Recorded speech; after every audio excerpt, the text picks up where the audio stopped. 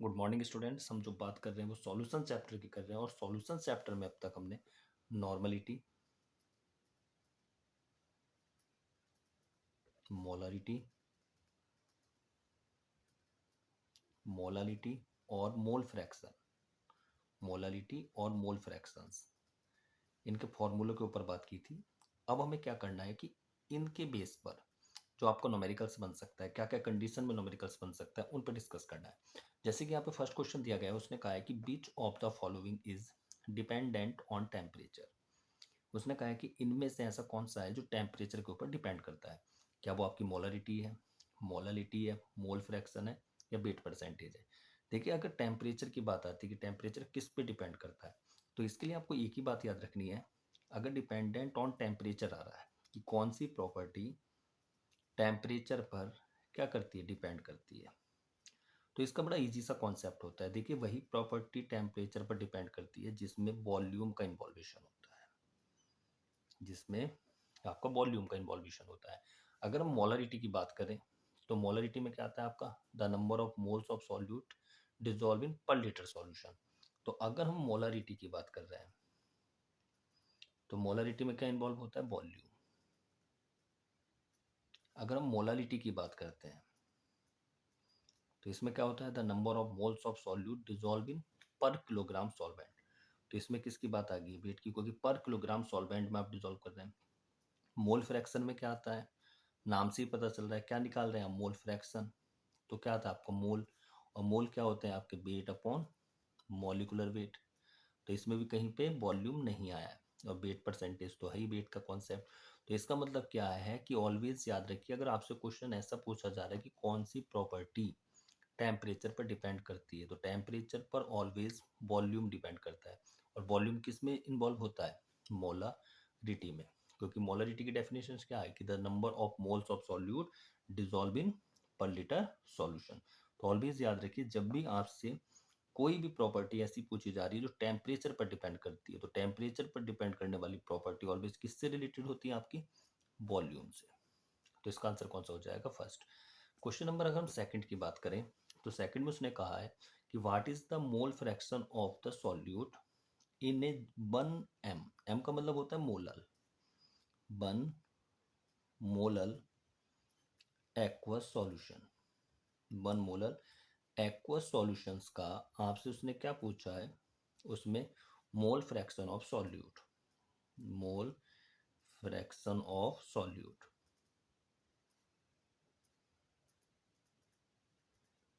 ये आपसे उसने पूछा है। किस में पूछा है, 1 मोलल या मोलल एक्वस सॉल्यूशन। तो 1 मोलल एक्वस सॉल्यूशंस में पूछा गया है किसका, मोल फ्रैक्शन, सॉल्यूट का। तो इसका मतलब क्या है कि जो आपके पास 1 मोलल है, कहने का मतलब क्या है कि जो आपके पास 1 मोलल एक्वस सॉल्यूशन, तो नंबर ऑफ मोल्स कितना हो गया इसमें, number of moles of solute. Solute क्या होता है, जो आपको दिया गया होता है, तो दिया कितना गया, 1 मोलल। तो इसका तो मोल, सॉल्यूट के मोल्स कितने हो गए आपके पास, 1। किस में मिलाया गया है, एक्वस सॉल्यूशन। तो एक्वस का मतलब क्या है आपका, H2O। अब H2O किसका काम कर रहा है यहाँ पे, सॉल्वेंट। H2O किसका काम कर रहा है, सॉल्वेंट का। क्योंकि उसने कहा है ना 1 मोलर एक्वस सॉल्यूशन, इसका मतलब क्या है कि सॉल्यूट का जो 1 मोल है वो किस में डिजोल्व है, एक्वस सॉल्यूशन। एक्वस सॉल्यूशन का मतलब H2O, तो इसमें सॉल्वेंट का काम कौन कर रहा है, H2O। तो सॉल्यूट के तो मोल्स आपको मिल गए, अब आपको सॉल्वेंट कौन है, H2O। तो H2O के मोल्स आपको निकालने होंगे। अब कैसे निकाल सकते हैं, मोलल। मोलल का मतलब क्या होती है, मोललिटी। अब मोलरिटी के लिए कितना सॉल्वेंट लेते हैं आप, 1 किलोग्राम। अब किलोग्राम को किस में लेना है, 1000 ग्राम। तो कितना वेट हो गया आपका, 1000 ग्राम। तो आप किसके मोल्स निकाल लेंगे, आप number of moles of solvent. अब सॉल्वेंट कौन है इसमें, H2O। मोल्स कैसे निकलते हैं, वेट अपॉन मॉलिकुलर वेट। अब वेट कितना है आपका, 1000 ग्राम। अब मॉलिकुलर वेट कितना होता है H2O का, 18। तो इसको डिवाइड करके कितना आ जाएगा, 55.5। अब ये मोल्स किसके आ गए आपके पास, सॉल्वेंट के। और ये मोल्स किसका जो दिया गया है, सॉल्यूट। क्वेश्चन में जो मोल्स दिए जाते हैं ऑलवेज याद रखिए वो सॉल्यूट के होते हैं। अगर हम किसी में डिसॉल्व कर रहे हैं जैसे एक्वस सॉल्यूशन, तो वहाँ पे वाटर ले लीजिए आप। एक्वस सॉल्यूशन में ऑलवेज क्या ले लो, वाटर।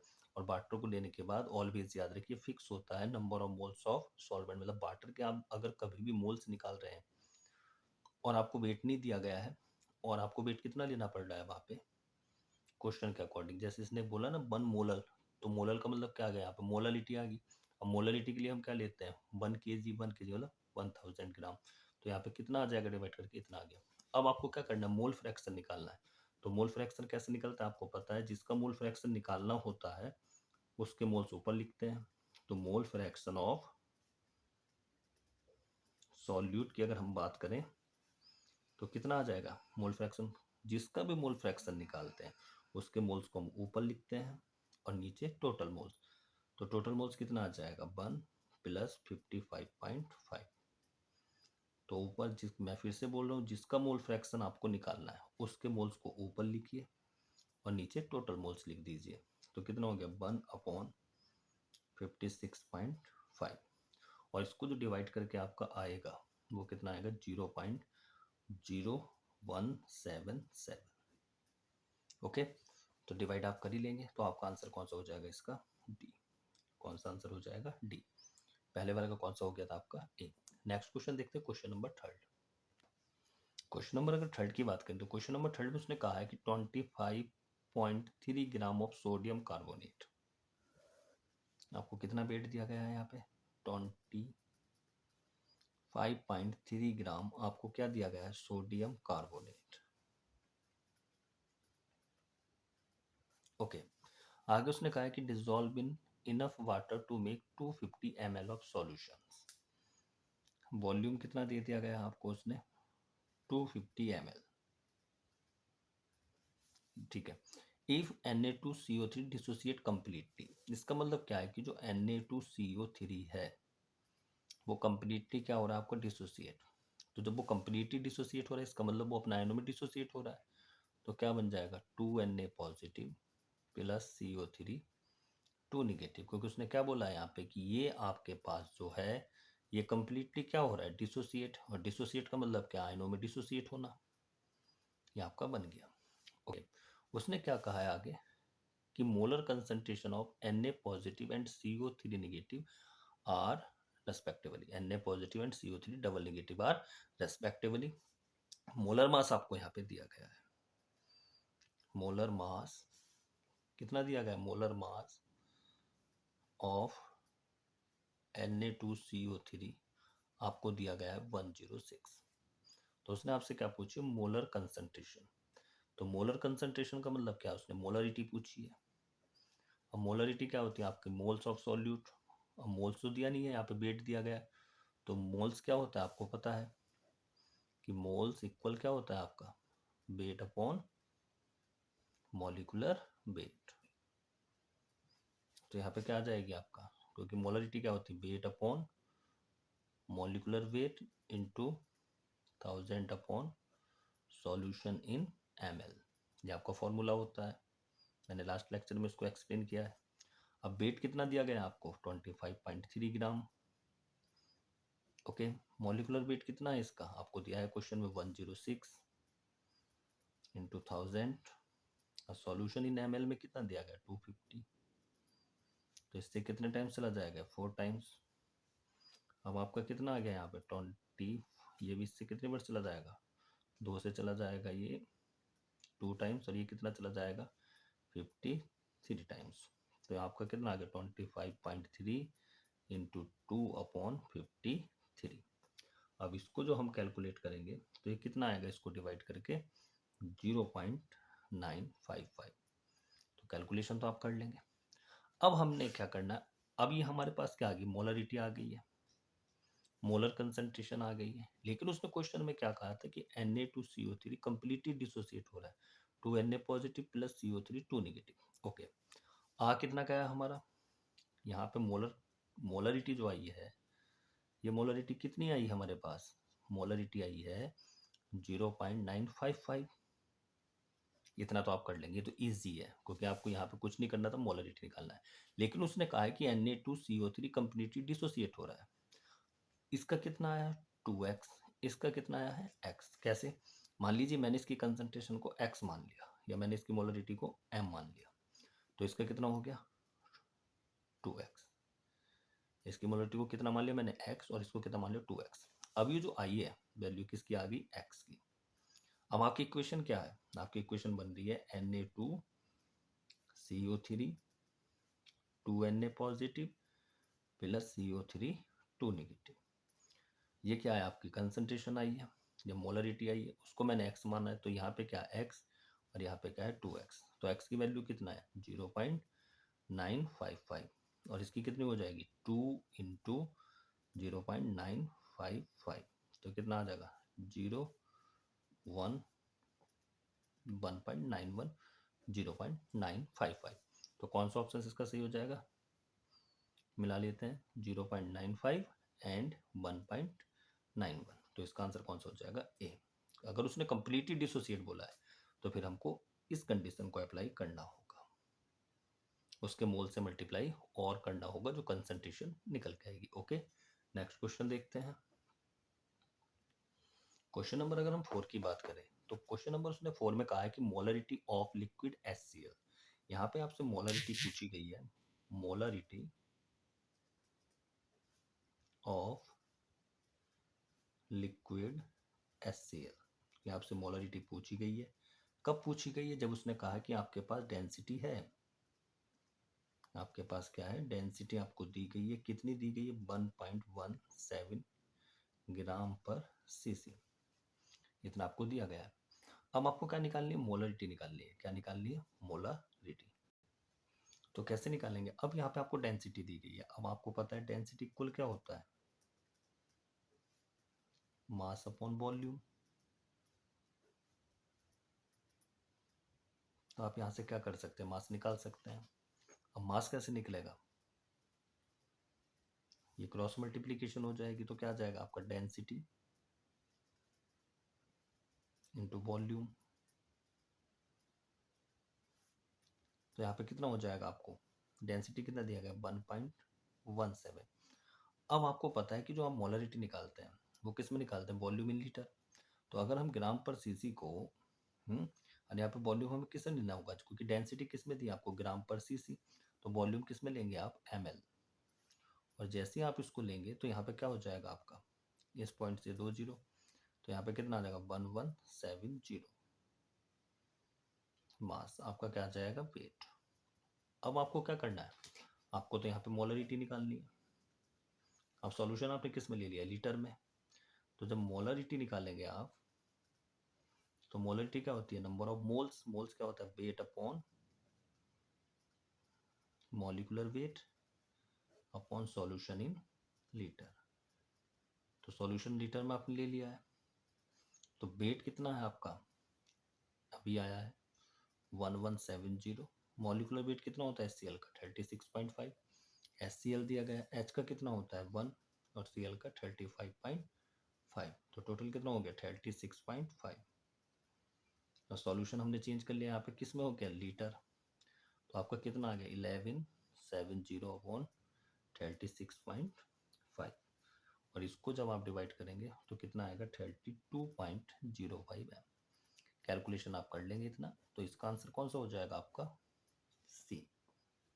ओके, नेक्स्ट क्वेश्चन देखते हैं। अगर नेक्स्ट क्वेश्चन की हम बात करें तो उसने क्या कहा how many grams of a dibasic acid, molecular weight आपको दिया गया है। यहाँ पे आपको मॉलिक्यूलर वेट दिया है, कितना मॉलिक्यूलर वेट दिया है 200। कैसा एसिड है डाई बेसिक एसिड है, डाई बेसिक एसिड आपको दिया गया है। क्या बोला है should be present in 1000 ml। Volume दिया गया है, वॉल्यूम कितना दिया गया है आपको 1000 ml of the aqueous solution to give 0.1 n। यहाँ पे आपको एक चीज दी गई है नॉर्मलिटी, वो कितनी दी गई है 0.1 n, और आपसे क्या पूछा गया हाउ मैनी ग्राम्स, वेट आपसे पूछा गया है। तो यहाँ पे क्या है आपको मॉलिक्यूलर वेट दिया गया है, कैसा एसिड है आपको पता है डाई बेसिक एसिड है। अब आपसे W पूछा गया है, N दिया गया है, B दिया गया है, तो आपका एक फॉर्मूला होता है ऑलवेज याद रखिए W equal N E B upon 1000। Normality भी है, वॉल्यूम भी है, डब्ल्यू निकालना, ई की जरूरत है। ई क्या होता है आपका इक्विवेलेंट वेट। अब आपको पता है इक्विवेलेंट वेट कैसे निकालते हैं हम। इक्विवेलेंट वेट इक्वल क्या होता है, इक्विवेलेंट वेट ऑफ एलिमेंट हम कैसे निकालते हैं किसी का भी, मॉलिक्यूलर वेट अपॉन क्या, नंबर ऑफ इलेक्ट्रॉन गेन कर रहा हो लॉस कर रहा हो। अब यहाँ पे कैसा है, डाइबेसिक एसिड है। कैसा है, डाइबेसिक एसिड। तो इससे किससे, 2 से। मान लीजिए मोनोबेसिक होता 1 से डिवाइड कर देते। मान लीजिए ट्राइबेसिक होता 3 से। तो कैसा है, डाइबेसिक एसिड। तो जब भी आप इक्विवेलेंट वेट निकालेंगे तो मॉलिक्यूलर वेट अपॉन एसिड की नेचर। अभी कैसा है, डाइबेसिक तो 2 से, ट्राइबेसिक होता 3 से। अब मॉलिक्यूलर वेट कितना दिया गया आपको, 2000, सॉरी 200, 1000 नहीं है भाई, 200 अपॉन 2। तो इससे कट गया, तो कितना आ गया आपका, 100 आ गया। कितना आ गया, 100। अब आप इसको फॉर्मूले में रख सकते हैं। अब W इक्वल क्या होता है आपका पता है, N कितना है आपको 0.1, E कितना है आपका 100, वॉल्यूम कितना है आपका 1000। सही है ना सब। और नीचे आपको कितना आ रहा है 1000। Okay, should be present 1000 ml। Okay, अब यहाँ पे क्या होगा, इन 3 पॉइंट से ये 3 पॉइंट कट गया, इस पॉइंट से ये कट गया। तो आपका कितना आ जाएगा यहाँ पे 10 ग्राम। कितना आ जाएगा 10 ग्राम। तो आपका आंसर कौन सा हो जाएगा, आपका सी आंसर हो जाएगा। कौन सा आंसर हो जाएगा आपका, सी। तो ये आपका क्वेश्चन नंबर कौन सा हो गया, 5 हो गया।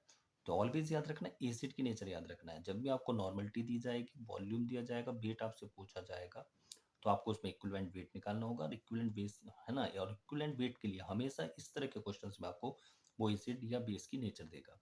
जो नेचर होगी इस नंबर को देखना है। उसने क्या कहा है, डाई बेसिक एसिड है। तो molecular weight upon dibasic का मतलब क्या है, उसके पास कितना है, 2 कंडीशंस होगी। ट्राई बेसिक होता है तो कितने से डिवाइड कर देते, 3 से कर देते। ओके, नेक्स्ट क्वेश्चन देखते हैं। नेक्स्ट क्वेश्चन की अगर हम बात करें तो नेक्स्ट क्वेश्चन में उसने बोला है the volume strength of 1.5 N H2O2 solution is. तो देखिए यहाँ पे आपको नॉर्मलिटी दी गई है। क्या दी गई है, नॉर्मलिटी। कितनी नॉर्मलिटी दी गई है आपको, 1.5 N। उसने आपसे क्या पूछा, volume strength of H2O2 solution. तो H2O2 सॉल्यूशंस की वॉल्यूम स्ट्रेंथ निकालने से पहले हमें क्या करना होगा, हमें इसका स्ट्रेंथ निकालनी होगी। क्या निकालना होगा, स्ट्रेंथ ऑफ H2O2 सॉल्यूशंस। जब हम इसकी स्ट्रेंथ निकालेंगे H2O2 सॉल्यूशंस की, तो आपको पता है कैसे निकालते हैं, आपको पता है इक्विवेलेंट वेट इनटू नॉर्मलिटी। इससे क्या होगी, आपकी स्ट्रेंथ आ जाएगी। और स्ट्रेंथ निकालने के बाद जब आप इसकी वॉल्यूम स्ट्रेंथ निकालेंगे तो उसके लिए क्या करना, क्योंकि आपसे वॉल्यूम स्ट्रेंथ पूछी गई। क्या पूछी गई, वॉल्यूम स्ट्रेंथ। तो पहले आपको क्या करना होगा, नॉर्मल स्ट्रेंथ निकालनी होगी H2O2 सॉल्यूशन की। अब जब आप इसकी नॉर्मल स्ट्रेंथ निकालेंगे तो उसके लिए आपको क्या यूज करना है, इक्विवेलेंट वेट इनटू नॉर्मलिटी। अब H2O2 के अगर हम इक्विवेलेंट वेट की बात करें तो कितना होता है 17, और नॉर्मलिटी कितनी दी गई है आपको 1.5। तो स्ट्रेंथ जो H2O2 की आएगी कितना आएगा 17.5, कितना आ जाएगा 25। ये आपकी क्या आ गई स्ट्रेंथ। अब आपको क्या निकालना है, वॉल्यूम स्ट्रेंथ निकालनी है। क्या निकालनी है, volume strength. Volume strength of H2O2 solutions.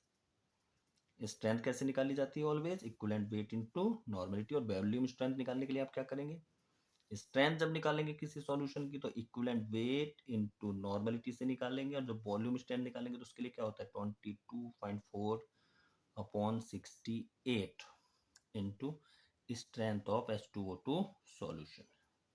Strength of H2O2 solutions. तो कितना आ जाएगा आपका 22.4 अपॉन 68। और कितना है स्ट्रेंथ ऑफ H2O2 सॉल्यूशन 25.5। तो इसको जब आप करेंगे तो कितना आ जाएगा 8.4 लीटर। कैलकुलेशन आप इसकी खुद कर सकते हैं। तो कंडीशन आपको याद रखनी है। तो इस लेक्चर की अगर बात करें तो इस लेक्चर में मैंने आपसे 6 क्वेश्चंस के ऊपर डिस्कस किया है। किससे रिलेटेड थे, कंसंट्रेशन से, स्ट्रेंथ से, मोलरिटी से, है ना, कंसंट्रेशन मतलब मोलरिटी से, और टेम्परेचर से डिपेंडेंट थे। ओके, नेक्स्ट लेक्चर में जो हम बात करेंगे वो राउट्स लॉ के ऊपर बात करेंगे, राउट्स लॉ और ideal and non ideal solutions, ideal and non ideal solutions के ऊपर बात करेंगे। तो नेक्स्ट लेक्चर में routes law, ideal and non ideal solution, और इसके ऊपर जो जो इंपॉर्टेंट एमसीक्यू बन सकते हैं, न्यूमेरिकल्स बन सकते हैं, उसके ऊपर बात करेंगे। Okay, take care.